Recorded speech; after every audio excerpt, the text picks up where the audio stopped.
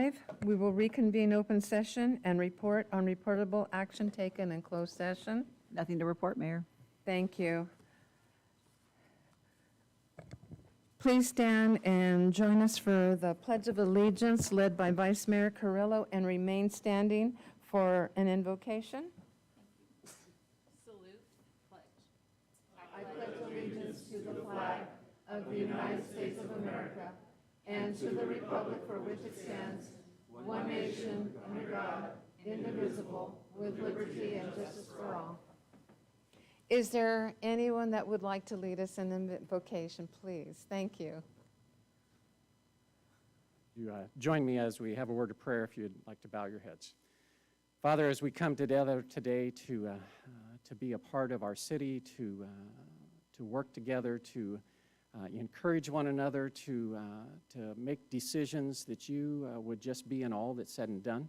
We thank you for those that serve in these capacities as city council, as directors of each of the departments, that work as employees in the city. We thank you for each one and for their hard work and dedication to make Porterville a place that we can all be proud of and live in and be safe. Father, we thank you for your presence with us tonight in all that's said and done. I give your name praise and glory. In Jesus' name I pray. Amen. And please be seated.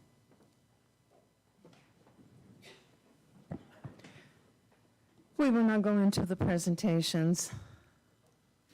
Thank you, Your Honor. A pleasure this evening to have a couple of presentations on behalf of the police department. And with that, I'll turn the ceremony over to Chief Costello.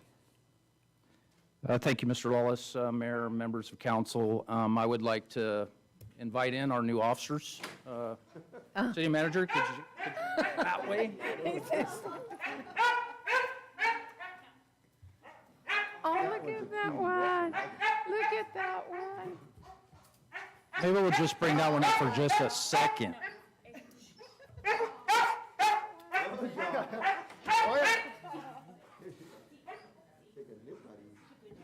So I'd like to take this opportunity to introduce some of our new furry officers. First, Angelica Gonzalez. You could take her, Captain Manus, you could take her out if she's too excited. Yeah, the other dog. Officer Angelica Gonzalez and her new canine partner, Enzo. Officer Gonzalez has been employed with the Porterville Police Department for 7 years, and she served 4 years on patrol and the last 3 years in the narcotics unit in an undercover capacity. Officer Gonzalez's new canine partner, Enzo, I want to say Enzone, but it's Enzo, is a Belgian Malinois. Officer Gonzalez and Enzo are currently attending a canine detection course and will be attending the patrol course to be certified to work the streets. Canine Enzo will certify in illegal narcotics detection and patrol duties, which will include tracking, obedience, apprehension, and evidence article searching. And Enzo has been with our department for 2 months. Officer Jasmine Scott and her new canine partner, Kendall. Officer Scott currently serves as one of our police department school resource officers. In the last several months, there has been several tragedies at school locations outside of California and our nation. Although the police department is highly trained and equipped to responding to these critical incidents on school campuses, command staff and I were looking at different ways that we can enhance school safety programs.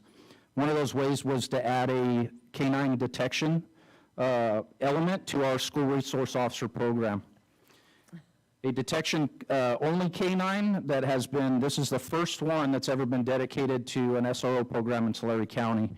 And we're really excited about the progress of this new different canine. We've never had a detection only canine. I'd like to introduce our newest officer, Kendall. He's a Springer Spaniel, if you can see him. A little bit different than the normal German Shepherd or Belgian Malinois that we normally have in canine programs. The police department was able to purchase Kendall through a generous anonymous donation for the purchase of the dog and all the training. a very expensive donation that a citizen of this city gave us, which we're extremely appreciative. Kendall is currently attending currently attending the Canine Detection course. Officer Kendall will be certified in various detection of firearms, ammunitions, and different gunpowders. Kendall will also be certified in detection of several illegal narcotic substances. Kendall will be available to respond to any school campus in the city and Porterville College, and at the request of any outside agency. This is just another tool that we believe will help keep our kids safe at schools and enhance overall school safety. One last new officer and canine who wasn't able to be here tonight, I'd like to mention Officer Yvette Hernandez and her new canine partner, Neith. Officer Hernandez has been with the police, she's been in law enforcement for over 5 years, been with the police department for quite a while now. She came from the Tulare County Sheriff's Office, where she actually held the position of canine handler. She was also a crisis negotiator and a member of search and rescue, so she brought those traits with us to the city of Porterville. She has Neith is a Belgian Malinois, trained in obedience, apprehension, and evidence article searching. This canine has also been trained in explosive ordnance detection, and Neith is one of only 2 canines in Tulare County that is certified in explosive detection. So I'd like to introduce these new furry 4-legged officers. Oh.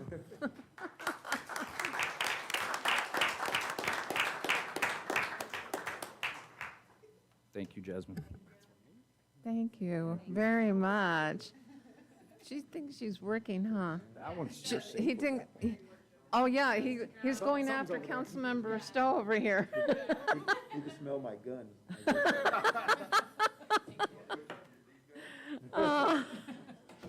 Water gun. Okay. We'll go on to the next, please. Please, Chief Costello. Thank you, Mr. Lawless, Mayor, members of council. Tonight, I would like to recognize Community Officer Steve Walker and Police Chaplain, if he could please maybe come up to the podium. Steve, thank you. I would like to publicly recognize Community Service Officer and Police Chaplain and Fire Chaplain for the Fire Department. Steve retired last Friday with 23 years of dedicated service to the Porterville Police Department, the Porterville Fire Department, and the entire city of Porterville. Steve started his career with the Porterville Police Department in 1999 as a volunteer chaplain, primarily focused on officers' well-being. That, over time, completely transformed at our department. There was many times that I would call Steve in the middle of the night as a patrol sergeant when I was promoted to supervisor, and Steve would respond to many traumatic events that citizens of our community were having, whether it was a traffic collision or a death. Steve dropped everything that he was doing to respond to help those people or officer or fireman. In 2010, Steve was hired as a full-time police department employee focused on our newly implemented program, the Juvenile Diversion Program. Steve was instrumental in the success of this program, helping change lives of many children that started down the wrong path, but have gone on to be successful young adults, and I know I've met some of them. Steve also began other programs here in the city with the sole desire to help troubled youth. He started Teach One to Know One program, Parents on a Mission, and the Parent Project program, and he was also very involved in Step Up. Steve was also instrumental in establishing the building blocks for our current department wellness health app, Cortico Shield program, focusing on the well-being of all employees, but specifically officers that were out in the field or firemen that were out in the field having a hard time with some of the events that they dealt with. Steve was instrumental and a huge part of our peer support team, which he worked with both police and fire. Even with all these duties, Steve remained as the department's head chaplain and continued to respond to numerous call-outs to officers' needs or to comfort citizens who needed support. Steve played a large role at the Police Department Citizens Academy and Junior Police Academy. In fact, this year's Junior Police Academies, because we had to have more than one because it was so successful, we had to split it into 2 academies, which has never happened before over the last couple decades that we've had it, or decade and a half. We had 70 youth that went through this most recent Junior Police Academy and 35 in the Citizens Academy. Steve also heads our Neighborhood Watch programs, or did, I should say. Year after year, he's instrumental in planning, organizing, and attending National Night Out, which again, he was a major part of the large event that's currently going on at Veterans Park. Steve had a large role in the current department's mission and value statement and teached ethics and value training to all our new employees as part of his regular duties. And just to mention that mission and value statement, I was in that committee also, and it was in 2006 that we sat together for 3 days trying to figure out what the mission and vision of the police department was with the command staff at that time. He was the chaplain at the time. I was a patrol sergeant, and we dedicated a lot of time and effort into that, and we still use it today, and I appreciate that. I would like to thank Steve's family for sharing Steve with the police department and the city for the last 23 years. I worked with Steve for over 20. I want to personally and professionally thank him for everything he's done for me and my family. Your sacrifices and your distinguished career and devotion has gone unnoticed and noticed, and Steve, I really, really thank you. And I just found out yesterday that that's why he's in uniform, which I was so happy to hear that he's staying as a volunteer chaplain for the police and fire department. But not having you at the PD, I'm going to miss you, Steve. I will still call you. We talked about that. You will always be a part of the police department family, and I want to thank you for everything you've done for the police department, the fire department, and the city of Porterville. With that, I got a plaque made for Steve, and it's in grateful recognition for his years of service from 1999 to 2022, but I know we'll still see you now that you're in uniform, and I was told that, so I'm happy about that, and I thank you very much.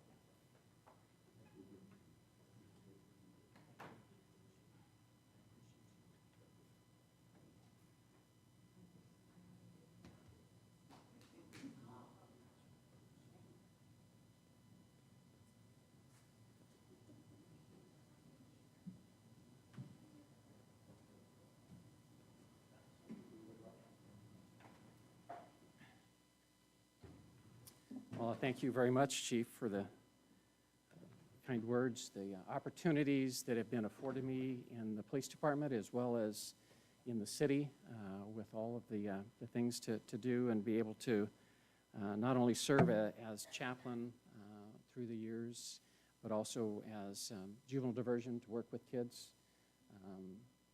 There's a lot of times that we may work with kids and see their names pop up again through the police department, and that's not a good thing typically. But over the years, there have been far more names that I don't see.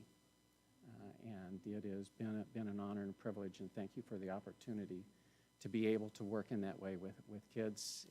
It's where my heart has been for many years, and I truly do appreciate it, and thank you for a great place to be a part of and to be honored to be here in the city and in great company with good people. Thank you very much. Please introduce your family. My son, Ryan, and his wife Jocelyn, and my granddaughters, Gracie. Thank you very much.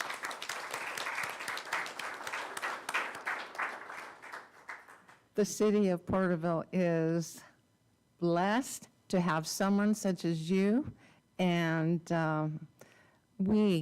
it is an honor to have you with us. And you were very instrumental to several of us during some of the most stressful times, especially through the fire, through the trauma. You were there. for a lot of us. As I told you last week, I was prepared to be teary-eyed, but I got a little excited when I heard you're going to be part-time. So you will be around, and that's what makes us happy. Thank you very much. All right. I'm breathing a little bit better now. We will now go into oral communications. This is the opportunity to address the council on any matter of interest, whether on the agenda or not. Please address all items not scheduled for public hearing at this time. Unless additional time is authorized by the council, all commentary shall be limited to 3 minutes. You'll be asked to please state your name and address for the record. If you are here for the public hearings, please hold your comment until those items come up on the agenda. You will be given an opportunity to speak at that time. The public hearings will be coming as items number 19 and number 20. Okay, we will now open up the oral communications. If there's anyone that would like to come forward.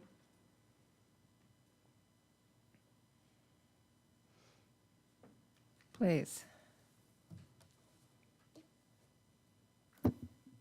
Thank you. I am Dennis Ickes. I am the chairman of the Porterville Chamber of Commerce. I'm here on behalf of the CEO who is off at training.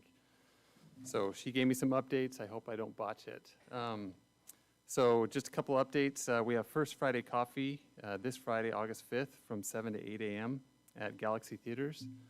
This month is being hosted by Valley Adult Day Services. We have a ribbon cutting and business after hours mixer on August 25th from 5:30 p.m. to 7 p.m. for the elite team powered by Legacy Real Estate. That's going to be held a few doors down from the chamber at 109 North Main Street. We had a shred event just recently. It went really well. We'd like to thank Valley Strong for partnering with us in the use of their drive-through lane and parking lot, and also thanks to Jason Ridenour and the city for help and timeliness with securing the needed permits. It was also suggested to offer e-waste disposal next time, so we'll look into that. Our first 2 business spotlight videos are up, featuring Imagine Community Arts Center and Central Business Bureau. You can view them by visiting our website, portervillechamber.org, or our YouTube channel, Porterville Chamber. We have a new member sign-up. We have the EECU, which is the Educational Employees Credit Union. Porterville branch is going to be opening on the corner of Main Street and Olive under the District Attorney's office this fall. And finally, save the date for the Business Showcase. We're going to have a Business Showcase on October 12th, where we're inviting, well, they're going to have booths and whatnot, and that's going to be at the Veterans Center. And then we're also going to have the awards and installation ceremony on November 18th. More details will follow very soon for those. That's it for the chamber. We'd like to thank the city. Thank you very much for that information. Is there anyone else that would like to come forward during oral communications?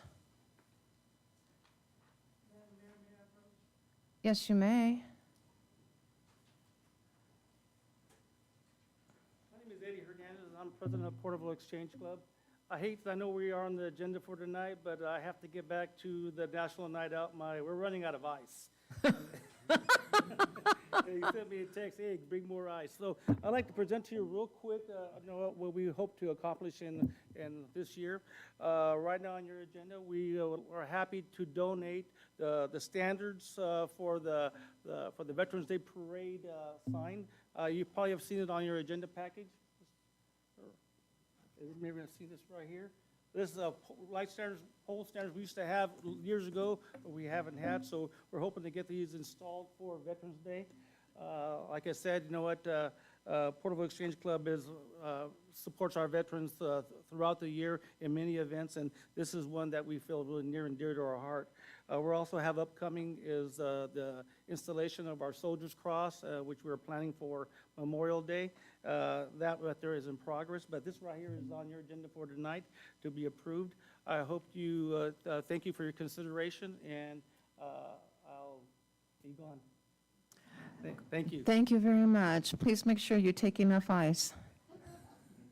Thank you. Is there anyone else that would like to come forward in oral communications? Do we have anyone on virtually? No, Your Honor. Okay. Then we will now move on to the AB 1234 reports. This is the time for all AB 1234 reports required pursuant to Government Code 53232.3. The first one is the Tulare County Task Force on Homelessness. That would be mine. The meeting was on July the 20th.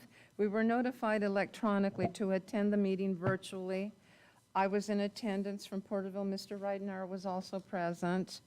There were no public comments. First order of business was to adopt the resolution to allow the Task Force on Homelessness to hold meetings remotely.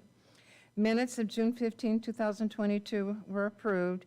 Sharon Lopez provided updates to Project Room Key Home Key. Tara Ortega of Technical Assistance Collaborative introduced information regarding youth homelessness. In addition, she also provided an update on the Homeless Housing Assistance and Prevention Youth Set Aside. Miguel Perez of the Kings Tulare Homeless Alliance provided the task force with a presentation of the 2022 point-in-time count. He focused in reporting on the county statistics. The full report is on the website, and the city statistics can be located there. Christopher Kuntz of Anthem, in his presentation, highlighted the Housing and Homelessness Incentive Program. I provided the report for Porterville. For the Porterville Welcome Center, the unduplicated number as of July the 19th, it is 2,131 individuals. They are currently serving up to 70 people per day. The link events continue to take place every other Wednesday. Next one will be on July 27th, which had already happened. They continue to meet. To support their efforts, the focus is to increase the medical services and ideas establishing fundraising opportunities. The Fincus Arena, the construction continues to be on track. The Porterville Police Department, the homeless program. Officer Silva, in his outreach efforts, has been focusing on the northwest part of Porterville. He has been fortunate enough to get 4 to 5 individuals housed with the assistance of the Porterville Welcome Center, faith-based organizations, and the Kings Tulare Homeless Alliance Housing Navigators. There is progress in a positive direction. He has also been handing out water, doing walkthroughs of the Tulare River, providing individuals experiencing homelessness with resources available to them. This month, he has also been contacting business owners on Henderson Avenue and Main Street, informing them of the program goals, which have been productive. All the information in the presentations were informative. If you would like to go onto the website or view the Facebook video on Tulare County Health and Human Services, it's on the Tulare County Task Force on Homelessness, and you can see what was done at the meeting. This concludes the report. The next meeting is August the 17th. The next one is Council of Cities. The meeting was canceled. The police badge pinning. I know that all 4 of us were there. I'm going to start with Councilmember Stowe. Thank you, Your Honor. Once again, it was a great ceremony, and it was nice to have new officers join our family. And I know that I was looking at the board just the other day, and we had a lot of blank spaces, but we're filling them in, which is it's nice to see. You know, I always give our police department praises and props that they deserve because you guys do a great job, and you do it honestly. So, and I appreciate that very much.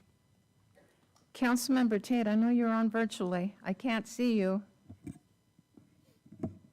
I was there, present for that pinning. It's an honor to participate in it.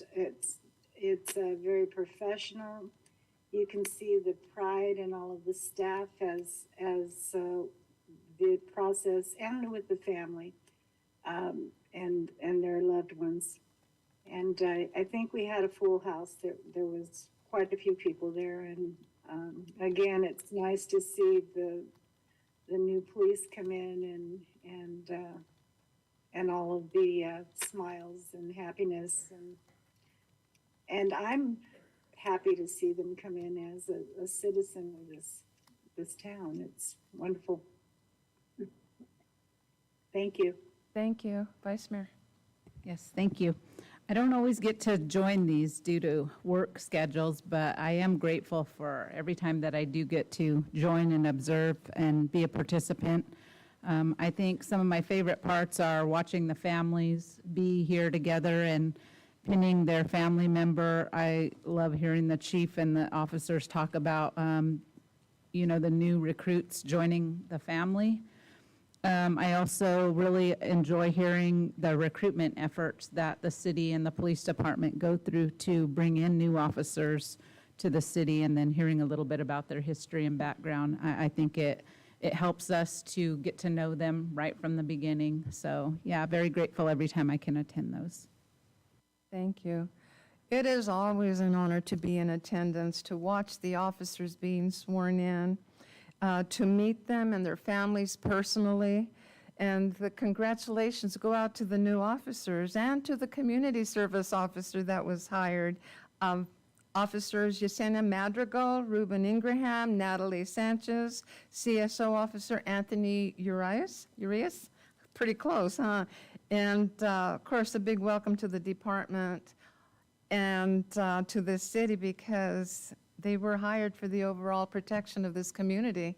So it's to be a part of it. I have been attending them as many as I can. I think I've only missed one since I've been on council, but it is wonderful to meet the families and to watch them as they're being sworn in and being accompanied, and that they made the choice to apply, and that they were recruited, and that they were hired. They usually are prospect during the academy process, so that's good. That concludes that. Tulare County Economic Development Corporation, Mr. Lawless. Thank you, Honor. It'd be a fairly brief update, given that most of the meeting was spent in closed session in discussion of the employment of the CEO position. So after a pretty extensive closed session, did have the open session part of the meeting, which was a review of financials as well as project or client services and additional prospects. Brief updates on what's called the SURF, which is funds that have been appropriated regionally to the Central Valley, and upwards of, I would say, $3 million that will find its way to Tulare County, and putting together an economic strategic plan for Tulare County and the oversight of that, which more information will be provided, but it's being administered here in Tulare County and Kings County as a singular entity through the WIB. So we'll be providing more information on an economic strategic plan for the Tulare Kings area. And next meeting scheduled for, it's really small print. Well, it'll be upcoming in September. Thank you very much. The Memorial Highway Dedication Ceremony, I want to thank the Vice Mayor for assisting in that, and to be the voice for the city, because I was unable to attend. I had another commitment that had already been scheduled. Please, go ahead. Thank you. So that day, it was very meaningful, and I will start with the prayer. To me and my family, prayer is very important. So to see the chaplain there that day, I think that kind of settled me and grounded me for what that day and things were about to occur. For some reason, I was very nervous heading over to the event that day, and I don't typically get that nervous. I get butterflies, but not to that level, and I couldn't understand it. And I think as I arrived, and the first person I saw was the city manager, and we walked over to the event. I saw the chaplain, I saw a lot of other good community people, and then I saw all the public safety officers and fire in uniform, and I started to realize I was not so nervous, it was emotion. With that, I felt very humbled and honored to be the one that day to speak on such a meaningful event for the families. And I think because it feels like it's a transition into healing now, and something to celebrate. And I know that the mayor discussed that being that type of event and that sentiment. And as I talked, before with the city manager and putting together something to talk about, I didn't feel that, I guess I've always felt as we talk about this traumatic event to our city, I always feel more of a community member of how we felt. I didn't have to, experience that as a council member. So I just felt humbled to be able to be the one to speak on that, into what everyone has gone through. But I will say that it was a very nicely organized event. It was hot out there. But I was very grateful for the senator to be there in person and present the mothers with flowers and just speak on the loss, but also now what we have forever on our highway. So as people come, as people leave, as we travel, that's something that we'll always see. So just very, very happy to be a part of it, and very honored, Mayor, to help you during that time in our Thank council. you. I know that Councilmember Stowe, you were there. I was.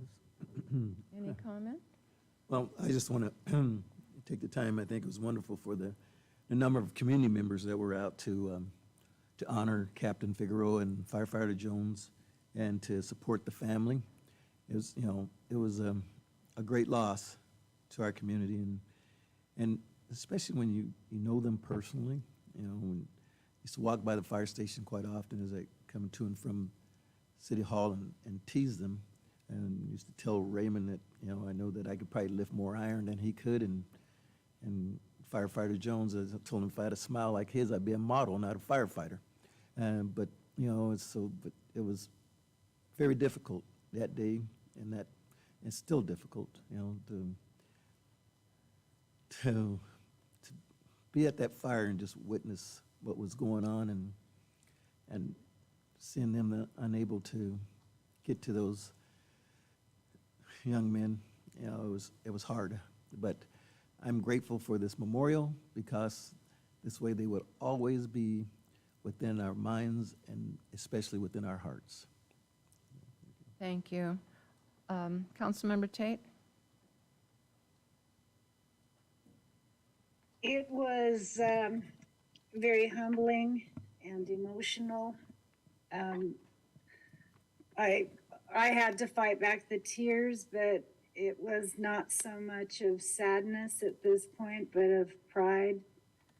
We have done so many things in memory of this horrible disaster that, losing our Captain Figueroa and Firefighter Jones, and just the whole ordeal. For the last few years, I've attended just about everything prior to being on council that was going on. And doing this and then having the highway signs is something that I think is wonderful, because as you're driving down Highway 65, they just stand out. They're there. And got to be part of the procession. And it was, I kind of got a little bit teary-eyed, because we had a fire truck that was there with 3 firefighters in salute as we passed by. There was a large number of people there in the community, as well as all of our law enforcement. Everyone was dressed to the nines in their uniforms, and it was a little hot, but that's okay. It was really, really nice, and I think the family appreciated it, and so that's really all I have to say. Thank you. Thank you. The families are very appreciative to the city of Porterville and to both departments of police and fire. They expressed it to me at the last time we were having an event here for them. And of course, and when I look at Mr. Walker, I know that he was fortitude for many of us. And he could sense, he could see, because if you were present, as I was the night of the fire, and to watch the library up in flames and how staff was supporting staff and there was nothing that could be done, and feeling helpless, and directors and the fire department, police department, chaplain was there as well. So a lot of this happened, and we have, over the last 2 years, every time that there is something, some of us still get emotional, but we work on healing and the resiliency, and we were working toward a lot of that. So I am grateful to the council members and to the vice mayor for being there, and everyone that was there to support. And I'm very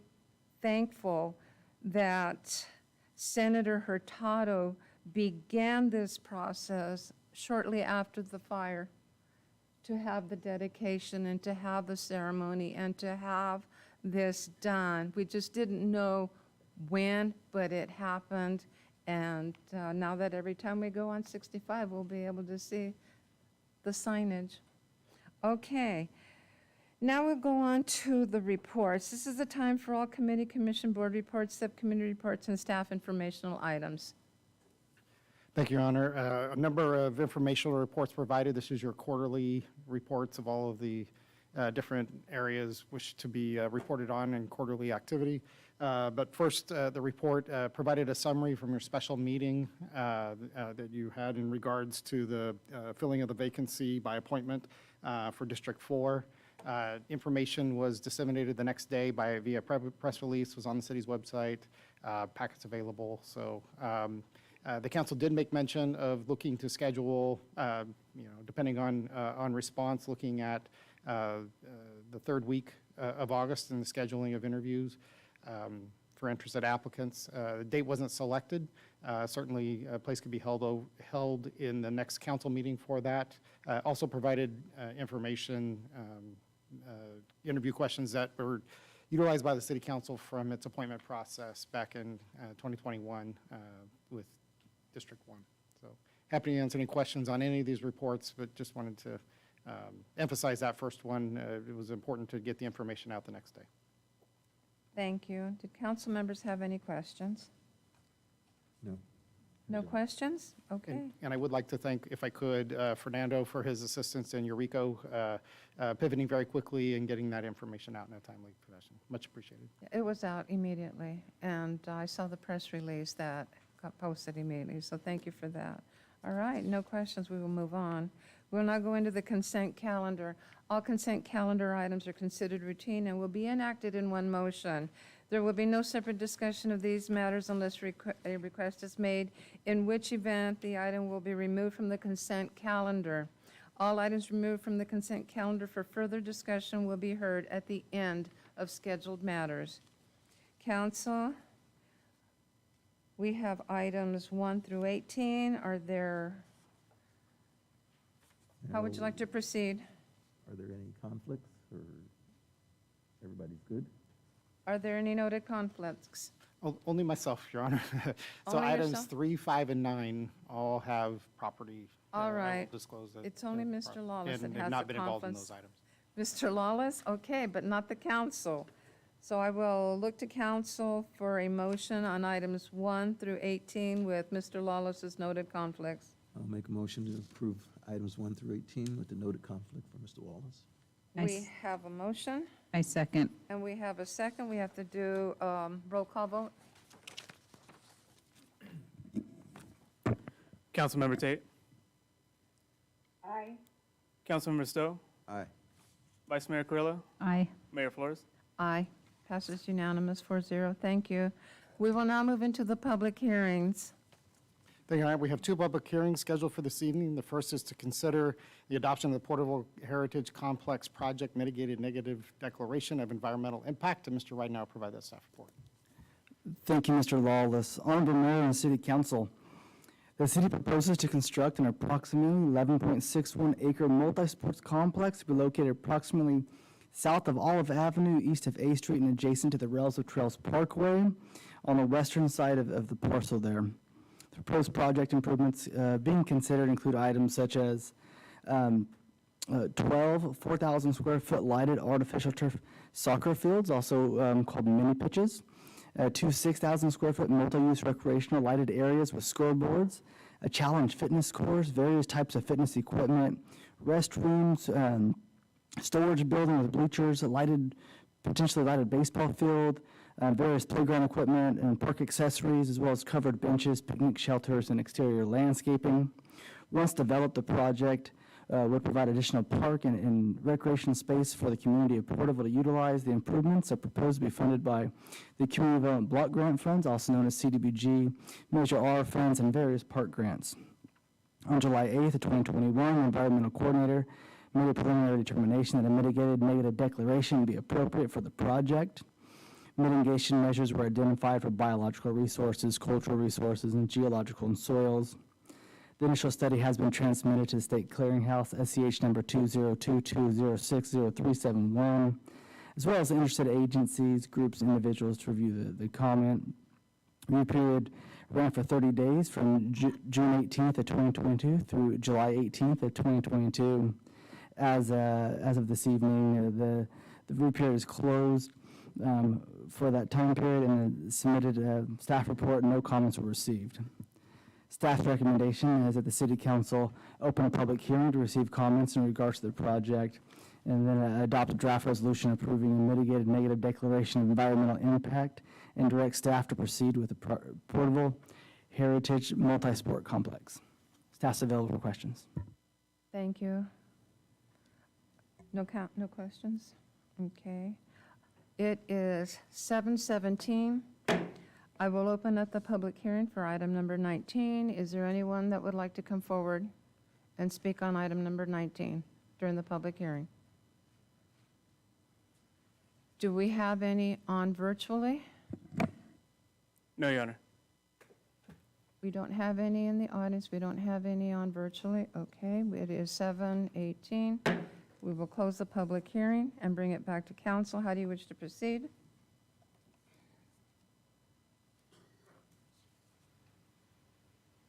Mayor, I propose that we adopt the resolution approving the mitigated negative declaration and environment, and direct staff to proceed with the heritage. We have a motion by Councilmember Stowe, Second. and we have a second by the Vice Mayor. No further discussion? Call for the vote, please. Councilmember Tate? Aye. Councilmember Stowe? Aye. Vice Mayor Carrillo? Aye. Mayor Flores? Aye. Passes unanimous 4-0. We'll now go into the next public hearing. Thank you, Your Honor. Second public hearing scheduled for this evening is consideration of formation of Sewer Utility District 479A, and Mr. Cervantes is going to provide the staff report for us.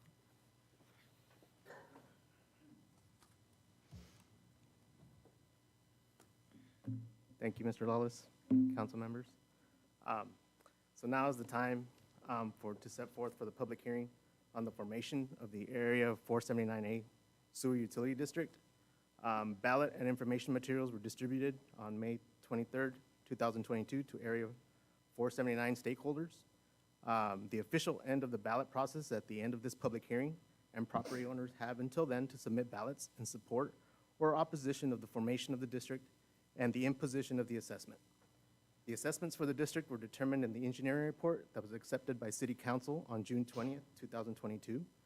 As written in the two notices provided to the property owners, assessments per lot were determined by lot acreage, divided by contractor, plus a 10% contingency, a bid lateral cost, plus a 10% contingency, and a $969.41 per lot construction management fee, which is 10% of the bid. And so the city proposes the following. If the 479 Sewer Utility District passes, property owners receive a one-time assessment calculated using the lesser of either the final construction cost or costs based on the city's Exhibit H fees and the cost of the lateral. The assessment will be payable over 30 years at 3% interest, compounded annually and billed through the Tulare County Assessor's Office beginning December of 2023 or December of 2024, depending on when the project is complete and accepted by council. At the time of connection, the property owners or a licensed plumbing contractor secures a plumbing permit and abandons the septic tank to county standards. Monthly service charges for the sewer begin at that time of connection. Property owners who do not want collection of the assessment to occur via the above-mentioned method have until June 30th of 2023 or June 30th of 2024, depending on acceptance of the project by the council, to inform the city in writing by signing a decline to participate form once final costs have been calculated. These property owners shall pay connection fees per Exhibit H fees at the time of connection and at the cost of the lateral thereafter. If Area 479A Sewer Utility District fails, sewer mains and laterals are installed per plans and specifications. Property owners wishing to connect to the city sewer system shall secure a plumbing permit, abandon the existing septic system per county standards, and pay all connection fees based on actual construction cost. Adjusted 3% interest compounded annually on, pay all connection fees for the city's engineer Exhibit H fees scheduled at the cost of the lateral, whichever is the lesser amount, which means that 3% interest will not be available at that time. The number of ballots make it difficult to tabulate and announce whether a sewer utility district has been formed or not during the public hearing. Staff recommends that the council direct the city clerk to count and tabulate the votes on August 3rd, 2022 at 9 a.m. in the J.C. Coleman Conference Room located in City Hall. The tabulation process is open to the public. The results will be presented to council at the meeting on August 16th. No assessment may be imposed if a majority protest exists. A majority protest exists if the ballots submitted in opposition exceed the ballots submitted in favor of the assessment. Staff recommends the City Council open the public hearing, take comments and accept any ballots, and instruct the City Clerk to receive all ballots and count said votes tomorrow morning, August 3rd, in the J.C. Coleman Conference Room here in City Hall at 9 a.m., and report to Council the outcome of the voting at the August 16th council meeting. That's all. Thank you. Thank you. Council, did you have any questions with regard to process here, or any? I don't. No. Okay. It is 7:23. We will open up the public hearing. Is there anyone that would like to come forward on item number 20? Please come forward, state your name and address for the record. Oh, you want to leave the ballot? Okay.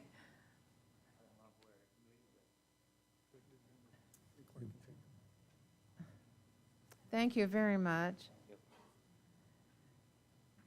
Is there anyone that would like to come forward for public comment? You want to leave a ballot also? Okay. Yes, this is the time to leave ballots, because at the close of the public hearing, that'll be the last time we take any ballots. So if anybody Okay. has any ballots, If you have please feel ballots, free to bring them up. please. Thank you.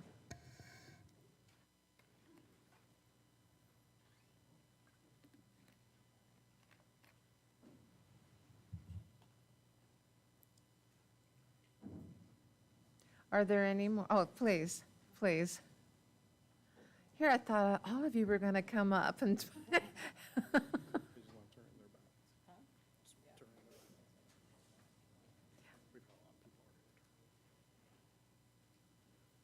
Thank you Just very making sure, much. are there any more that Any more- that want to any be brought more up? ballots? Now would be the time. Yeah, last call. Fernando, I think there's one more ballot? No. Okay. Thank you very much. Any more ballots? Okay. Okay. The gentleman over there is completing his ballot. If you'd like to keep stamping.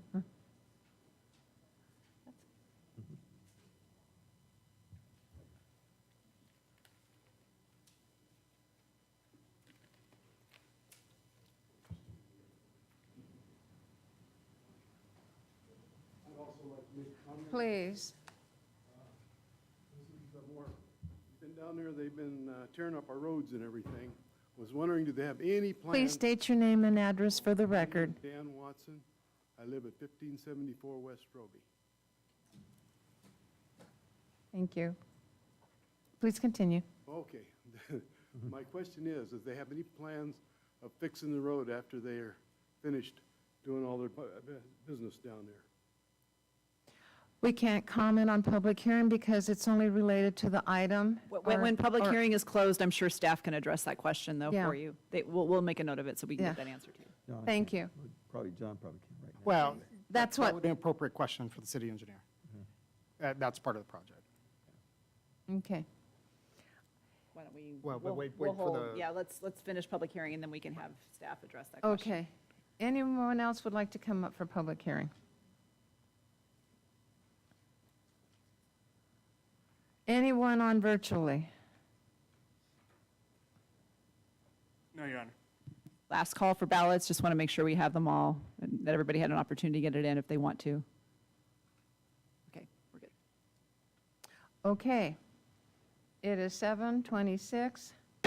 We will close the public hearing. And bring it back. I think there was did you want to address that the one question that was asked during public hearing through the city engineer? If there's someone from staff that can answer that, yeah.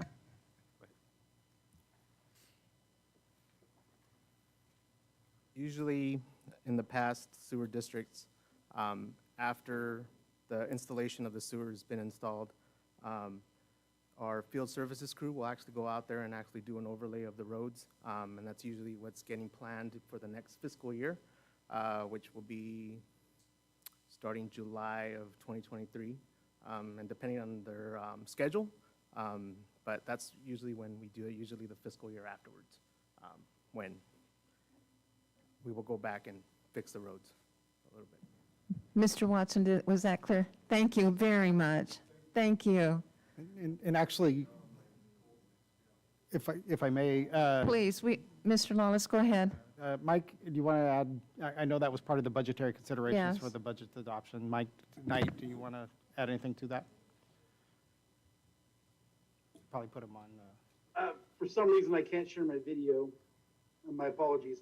But yes, that is part of the adoption. Every year, staff takes the consideration for overlays to council, and in that staff report is a consideration for addressing these sewer annexation projects. So council has given us authorization to address those, and much like Mr. Cervantes had noted, we will be planning those moving into the next fiscal year. Should we have a situation occur where we need to respond in advance of that scheduling, then we would do so. Thank you very much. Thank you, Mr. Lawless and legal counsel. Thank you. All right. How does council wish to proceed? I'd like to make a motion. Actually, here, there's no A action. recommendation, Nothing to do So here. This was a public hearing allowing the turning into ballots, and so so this will be a matter. It'll be brought that- back on August the 16th. And it will simply be the results. We're ready to give, we were Yeah. ready to make a motion here. That I had to make a motion to count the votes. on August Exactly. 3rd. We were ready to count the ballots. There you go, Kelly. Are the ballots Ballots completed? will get counted. They'll be counted at 9 a.m. tomorrow at the Jay Coleman Conference Room. Thank you very much. Boy, I'm so glad you guys are helping us up here. All right. Yes, thank We'll you. now move into the scheduled matters, please. Thank you, Your Honor. We have two scheduled matters before the council this evening. First is consideration of request to accept donation of banner sign poles on Main Street. You had Mr. Hernandez, former council member Hernandez, presented to you earlier, who also is now serving as the president of the Exchange Club of Porterville. In communication with he and other members of the club, they had two projects, community service projects that they wish to engage this next year, as you heard reference, that a Battlefield Cross donation with the veterans, VFW at Porterville High School, at Veterans Auditorium, and then also a community fundraising effort, and they didn't want to proceed without council's approval of a community fundraising effort to the way reinstate, I don't guess that would be, I mean, before my time in Porterville, there used to be banner poles on Porterville that would, you know, speak to upcoming events and things of that nature. And so previous to this, you know, I would say the planning for this has been well beyond my time joining the city with the development of Centennial Park and trying to provide a place for this community. So development of Centennial Park, the Time Marches On Committee with the donation of the Centennial Clock, as well as the gazebo and the mural. I would say banner poles was always kind of part of that conversation in terms of looking at what the connection between Centennial Park and City Hall would be on Main Street. So before the council's consideration is whether to give authorization, I guess, to proceed with, for the Exchange Club to engage the community in a fundraising effort. It likely will be something in the magnitude of $50,000. These poles, and from a sequencing standpoint, it's timely with, as the reconstruction of Main Street is under design. All of the light poles on Main Street would be replaced as part of that reconstruction project. It's actually cheaper to replace the poles than to paint them individually. And so there may be some cost savings as part of a large order, which are going to be a large number of orders of that when that comes. I know the city engineer has looked at what kind of footings are going to be necessary to support things of this magnitude, which actually the footings would have to go into the street. So it's actually, should this proceed, if you're going to be in the street and reconstructing it, you can kind of do it in tandem. So this concept was reviewed by the city's Arts Commission, which kind of it's an artistic detail that would be being added to Main Street, and so they recommended that the council consider it. So happy to answer any questions. Mr. Bidenhour is available, myself. Mr. Hernandez had to go to You I had guess to go the- get ice. Yeah, busy night. National Night National Out. Night Out, so happy to Does- answer any questions. Thank you. Does council have any questions on this project? No, we don't. No questions? I was glad to see that to be coordinated with the street projects and that policy would have to be drafted. Yeah, and I apologize for not referencing that. So certainly would be an important part that with the donation to the city, that and the city attorney's already spent a little bit of time looking at. There's been some change of law recently as it relates to these kinds of policies. There was a Supreme Court case that was addressing a flag issue with Boston, I believe. So City of San Jose was actually recently cited as part of that, and it's just evident to a little bit of work the city attorney's done in looking at policies as it relates to these kinds of, I would say, city-sponsored events or messaging. Thank you. Does council have any questions or any comment? If not, the recommendation? I would recommend that we accept the application or give the approval to the request of the Exchange Club to accept donations for the installation of the 2 banner poles on Main Street and direct staff to direct the policy for use of the banner poles. Bring back some nostalgia. Yeah, that was back a long time ago, huh? We have a motion Second. and a second. No further discussion. Call for the vote, please. What? Excuse me? Oh, Member, all right, okay. I thought, Did I okay. jump the gun Double again? checking. Just making sure I did everything that you wanted me to do. All right, please call for the vote. Councilmember Tate, Aye. Councilmember Stowe, Aye. Vice Mayor Carrillo, Aye. Mayor Flores.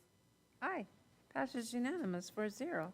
We'll now go on to the next item. Thank you, Your Honor. Final scheduled matter for the council this evening is consideration of draft memorandum of understanding proposed by the Porterville Chamber of Commerce. As the council is aware, the Porterville Chamber of Commerce provided written notice to the city of unilaterally terminating the agreement between the chamber and the city effective June 30th this summer. The Chamber prepared and presented a draft memorandum of understanding for the council's consideration of how the Chamber and the city could continue to coordinate in support of the community. At its meeting on July 13th, 2022, the Internal City Audit Committee considered the draft MOU as presented by the Chamber and recommends approval by the council this evening. So the recommendation is that the City Council consider the draft memorandum of understanding prepared by the Porterville Chamber of Commerce and provide direction as determined. Happy to answer the questions. I have a question, Mr. Lawless. Okay. I've read the MOU, and the wording, the participants agree that the Chamber CEO and the acting city director of community development. I don't believe we have an acting city director of community development, and I'd like to see it changed, and the city manager or his designee. Change the wording What section are you looking at? on number 3, perfect, proposed thank form of cooperation. It says the participants agree that the Chamber CEO and the acting city director of community development, strike out acting city director of community development, and replace it with city manager or his designee. How Or about, designee. yeah, there we go. Or designee, City manager. not, designate. yeah, city manager or designee.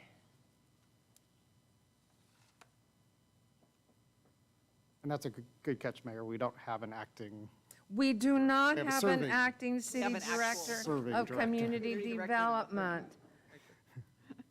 And with that being said, if council doesn't have any other recommendations, this is one that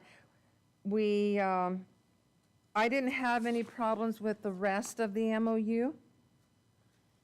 And I'm okay with it, with the change, and I make the recommendation that we go ahead and approve the memorandum of understanding with the change that is made for signature. yeah, I guess I would just defer to the Chamber if that's an acceptable. I don't think they're here. Are they here? Okay, well, that answers that. I'm sure they'll be That's fine. acceptable now. So I think that. I've made City the Manager Lawless recommendation. would likely be designating our community Community development development director to do this, so I think. Not it's the fine. acting, there's no acting in this. All right, so I have proposed a motion I'll with the second. change, and you have seconded with the change. There is no further discussion. Let's call for the vote. Councilmember Tate? Aye. Councilmember Stowe? Aye. Vice Mayor Carrillo? Aye. Mayor Flores? Aye. Thank you very much. We will now go into oral communications. Is there anyone that would like to come forth in oral communications? Brock Neely, address on record. I found out tonight after I came down here that I've been approved to have the person in charge of the monkeypox outreach for the state of California is going to join my meeting in Monday night. So if anybody has any questions on monkeypox, get them to me Monday sometime, by Monday, and I will ask them for you and get them back to you. Fernando has my email address, so it's going to be kind of exciting to have the actual person that's in charge of it for the entire state of California on my meeting. Thank you very much. Is there anyone else that would like to come up for oral communications? Do we have anyone on virtually? No, Your Honor. Thank you. We will now go into other matters, but I want to bring something forth under other matters, and I'm looking at legal counsel, and I'm looking at the city manager, and it has to do with the appointment process. That is already in place, and that was given to us as informational. The one thing that we didn't schedule was a date for the interviews. We said the 10th for all the applications to be submitted, whether it's 1, whether it's 10, we don't know the number, but I think we probably should look at scheduling the date, and I was looking at to keep it away from the city council meeting date, if the Monday before. Oh, so do it on the 15th? Yes. And again, I'm just thinking ahead, because we would have to know, it would have to be noticed. It would have to be noticed. Right, so the closing date and time established by the council was on Wednesday, the 10th at 5 PM. Yes. Which provides you a lot of flexibility. Just, we need to give 72 hours notice under the Brown Act, so if it were on Monday, agenda would be distributed on Friday. Special meeting, you Oh, that's true. 24 hours. Wow. We have the time. This is to- why you have legal counsel. And this is why we have sidebars. And a good sometimes. one. But- That's what that, and I'm over here, is there something, and I'm like, I want to know what's going on.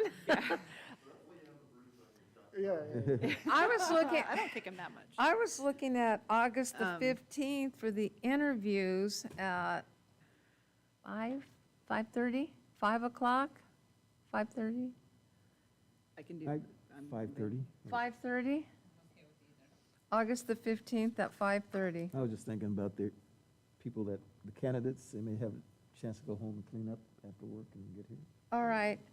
And again, and will this be provided somewhere so that they know that the deadline, I mean, I'm just saying that that the date for the interviews is August the 15th. Yeah, we'll update information accordingly. Thank you very much on that.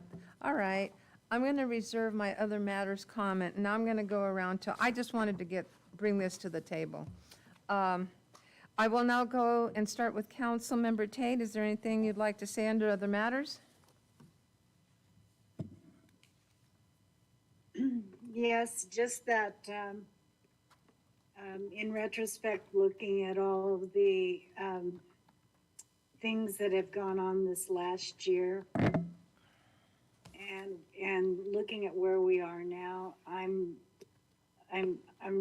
feel like we've really done a lot. We've accomplished a lot, and so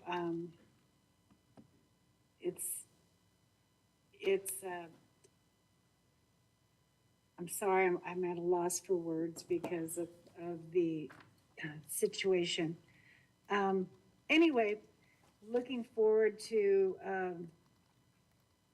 going through the appointment process, especially since it was just a year ago when I went through this myself. It's a little deja vu. And I hope we get several interested parties to apply. And that, it'll be very exciting to have someone join and have a representative for that. It's kind of like I'll get to see someone go through what I went through, because then I won't be the rookie anymore. So anyway, and thank you. I'd like to thank all the staff and our, not just the ones that we see, but the ones that work behind the scenes tirelessly to accomplish everything that they do. The city is a business, and there is a lot of moving parts at all times. So thank you, everyone, for what you do. Thank you. Councilmember Stowe. Yes, too, I want to echo the same sentiments of Councilwoman Tate, that hopefully we get a number of citizens that will, be interested to be a candidate for this seat, and we possibly have a full diocese, and our diocese.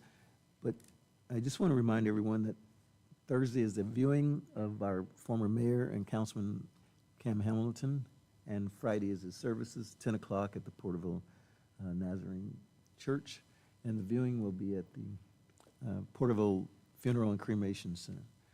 So, but, it's a great loss. I mean, Cam was a good friend of mine, and he was loyal to the community, and he was loyal to the position that he held up here, and he took it very seriously, and he's going to be gravely missed. Thank you. Vice Mayor? The items I'll just mention are, I just want to thank the Fire Chief Cogburn for the excellent facilitation of the event with the sign and memorial ceremony there. You know, beside it being hot and us being, he was in full uniform, but presenting on behalf of his brothers in fire and also the public, all of public safety. Just wanted to thank him for that, that day and the efforts he had to do. And with that, you know, just seeing all the men and women that day in uniform, I wanted to also just say thank you. I don't always take that time to say that, but I think about you all the time, you know, and the service that you do and all the things that are going on in our city and our community, and I'm just very grateful for you all, and pray for your safety all the time. The other thing is just congratulations to the new officers, the K-9 officers. I love seeing the dogs come in, but officers come in, but maybe that's more because I don't sit down there. Fernando. But I love animals, so I just get so happy seeing them.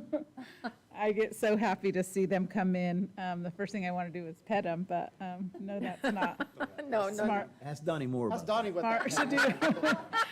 So I will probably never do that. But no, I just, you know, wanted to say congratulations to them. And then, you know, just noting that I know the COVID cases are rising in different areas, a lot of our work areas and family circles. And as our peers are traveling, I know, you know, that people are coming back with COVID, whether it be really bad or mild, but it's still, remember those around us. You know, for myself, I try to watch that in small meetings and, you know, in small settings. We all have grandparents and grandchildren and people that we love, so just to watch that again. And then the last thing I just want to say is for the candidates. I hope we do get a lot of interest and a lot of genuine interest, because you know, there is a lot of work to do, but there's really good things going on. There's a lot of positive work. We don't always hear that, but we do sitting up here, because we hear all the work that is being done when it's presented to us in our packets and our meetings by all the different departments and directors. As we approve items, there's a lot to read. There's a lot to research. There's a lot to questions to ask. Sometimes it's hard to even find the questions because there's so much information, but you know, that's the commitment that we made when we said we wanted to be on council. The other thing is that there's a lot of committees to contribute to, and those, you don't have to be on council necessarily to be a part of those, but there is so much work to be done. And, you know, we could use the assistance and support. So I'm looking forward to hearing the candidates that we get, hearing, you know, more about their interest and their background, and why they want to offer community service. And I said that was the last thing, but I'll just end with what Councilmember Stowe brought up about the loss of the friend. And I just want to say, I don't want to speak on behalf of the tribal council or the chairman, but I do know that there's a genuine interest, and they're hoping that the entire council can attend, because, you know, he actually was a friend of the majority of them. So I think they will be showing their presence at the services as well. And I'll end there. Thank you. I'm smiling, thinking of Cam.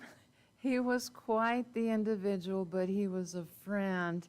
And when I first met him 20 years ago, I want to say, when I began to attend city council meetings, my seat was the very back one. And I attended city council meetings for 13 years before I decided to run in 2016. So I got to see a lot of conversations on the dais amongst the council members. And I used to get up before oral communications and say something, and then here would be Cam. He would follow me out the door. He'd go, what were you just saying? And he would just, it was just so warm felt that when I was thinking and going back down memory lane, when I got on to council, my seat was right next to him and I tapped him on the shoulders. Now you're gonna know what I'm saying. And it was so good because over the years, he was out in the community. And I have fond memories of a good friend, very supportive, that he and I went to a lot of committees that we were on away from city council, and he would attend. And he would say, you want to be on this committee? I'd say, yes, I'm going to be on this committee. He would say, I know you can do the work, and was always encouraging. And I'm gonna miss him, but I also have fond memories of him. And there are many stories to share as we went to the meetings, but they're all good ones. I want to say also, the other day when I attended, I was at the police station in the recognition of Mr. Steve Walker's retirement. On that day, is it Robin who oversees the dispatch? She invited me to actually go into the dispatch area, and I smiled and I said, well, of course, I've never been in there. She wanted, and the department in that area, they wanted to express the gratitude to the council for the decisions that we had made in the upgrade of their equipment to run their department efficiently. On that day, I got to see firsthand how all the calls are handled, and they were excited to show me the Axion Fleet program and how it worked. I got to see it firsthand, and also learn that Porterville is the first one in the county to have this program. And as I watched how it worked, how the camera scanned the license plates, and boom, they find a lot of stolen vehicles, and they're reported immediately, and how they're able to make that connection and where it's located. So I need to share here how grateful the department was in the decisions that we made as a full council for the upgrades, because I got to see the equipment that was there and installed firsthand. And that's pretty much what I have to say this evening. I'm still excited about that program, that fleet program, because it was on the big screen and I saw this program, oh, it's a stolen vehicle. That was it, but okay, Mr. Lawless. Well, I appreciate the comments from the council. Last week was Chief Costello's birthday, and I had a chance to sit with he and his, I was going to get there anyway, Jake, so, but I wanted to tell this part of the story is that we were talking about that equipment, and Captain Bartow said, you know what really irritates me? Is that I'm watching the news, and there's I think Channel 47 did a deal on Sacramento PD and how they've gone to this thing, and what a big, great thing. He's like, yeah, we've been running this for several months now, and this was like one of the stories on Channel 47, and talking about Sacramento PD and how far ahead they are, and it's like, we're already doing this. So I think there's a good lesson there, and that we probably don't tell those stories well enough, and we can do better. And we talked about that. How do we engage and publicize some of these things and appreciate the investment that the council's done in its public safety and will continue to do so. And I think, part of this, and next wanted to thank Brian Cogburn for what a great job he did on Friday, and all of the planning that went in the background and the logistics, both not only on Caltrans side, on Senator Hurtado's side, who crafted the legislation and was I will tell you, just a lot of spirit behind it. Caltrans cooperation, I appreciate Public Works and Javier Sanchez processing permit. There was just a lot of moving parts that were part of that. KRC, which did the actual signs and did the installation. So it was just a lot of logistics and just some really nice touches that Brian also had with I didn't know. He kept me pretty informed of what was going to happen that day, and then was really, pleasant's not the right word, respectfully surprised to see the engine crew at Salute at the sign. So it was really nice. I had the privilege to be with the senator as we went by that, and it was really, as Brian as Chief Cogburn drove us by, was with us, and I could tell she was moved by that as well. So just want to say thanks to that. And and thanks to him for what this weekend has been, because that was Friday. Saturday was the statewide firefighter memorial up in Sacramento. Chief Cogburn, Chief Skiles, Chief Pisani all went there, as well as your honor guard. A member of your honor guard served on the special honor guard, Captain Aguilar. So, and then after that event, Brian then so I was in Sacramento, turned around, went to San Diego, where he and Chief Pisani have been teaching a class. And I wanted him to come on. It's, you know, I would tell you that Chief Cogburn does not want to be an expert, did not ask to be an expert in this area, but now he is. And maybe, Brian, do you want to talk about that? And I appreciate that, Mr. Lawless. No, I just wanted to share with council and the members of city staff how thankful we were for the ceremony on Friday. There was a lot of moving parts that went into putting that on. And we went directly from there to Sacramento, and then from Sacramento to San Diego, where Chris Bassani and I spoke to the Southern California Training Officers Association, all the Southern California fire departments, about the library fire and the effects of the library fire, changes they can make in their own organization. And so I just walked in the door about 15 minutes ago from San Diego, left on Monday, and then came back this evening. So definitely making sure that we do what we can, do our part to spread the message about the library fire. And you'll be going to Northern California next, right? Correct. I'll be traveling to Northern California for the NorCal TOs of the fire service in October, and then I'll be back in the Central Valley in March for the training symposium in Fresno. Just want to say thanks to Brian and just all the entire fire department. Their dedication to things, and on that. Thank you, Brian. Much appreciated. And you know, certainly speaking to CAM Services on Friday, lost a great friend, for sure. Yes, we did. And I just want to say one more thing. And even though we had the memorial, Chief Cogburn, you had crews that were out, personnel staff that were actually fighting fires within the last couple of weeks, some large ones in the containment. And just so that you know that that didn't go unnoticed. While you were preparing, you still deployed, and it didn't go unnoticed because public safety, the overall, it is appreciated. I appreciate that, Mayor. That's almost a month now on assignment. Is that? Exactly. We're getting close, Brian. Exactly. So I was saying, on top of, in preparation with the police and the fire department of the dedication, there was still deployment of firefighters to other areas, and some of them are still gone to that fire. So I just wanted to note that. And if there be no other. I just have one last thing. Please, I think we're both. I'd be remiss if not to say that I think the Vice Mayor has a birthday next week. Oh, that's right. It's all month long. Yeah, this is birthday. This is the Vice Mayor's birthday month. Yes. It's birthday month. Okay, happy birthday month. And with that being said, it is 7:59. Meeting is adjourned.